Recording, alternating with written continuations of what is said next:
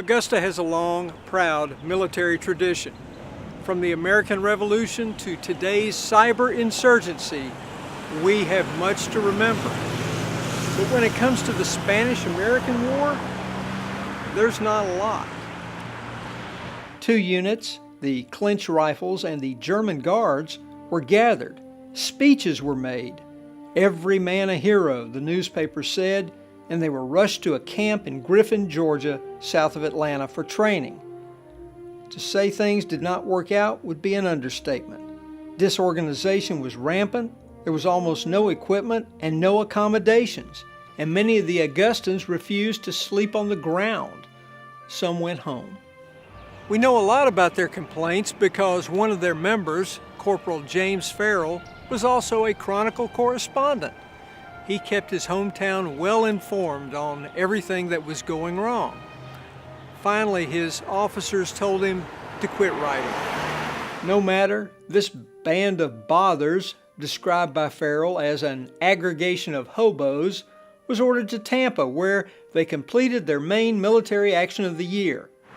You would think then that maybe this war had no Augusta heroes, and you would think wrong.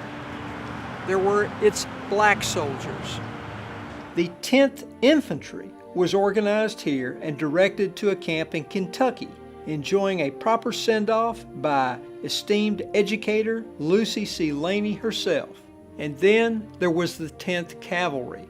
Famed Augusta preacher, the Reverend C.T. Walker, cut short his successful revivals in Kansas City to join this 10th as chaplain. And at least 6 of its black Augusta members ended up fighting with future President Teddy Roosevelt in the famous Charge of the Rough Riders of what we call San Juan Hill in July 1898.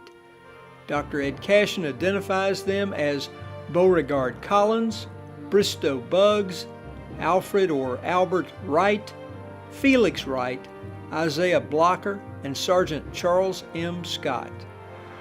Some historians have questioned the accounts of Teddy Roosevelt's participation, but most have not questioned this. Black soldiers fought side by side with white soldiers, and they fought very well.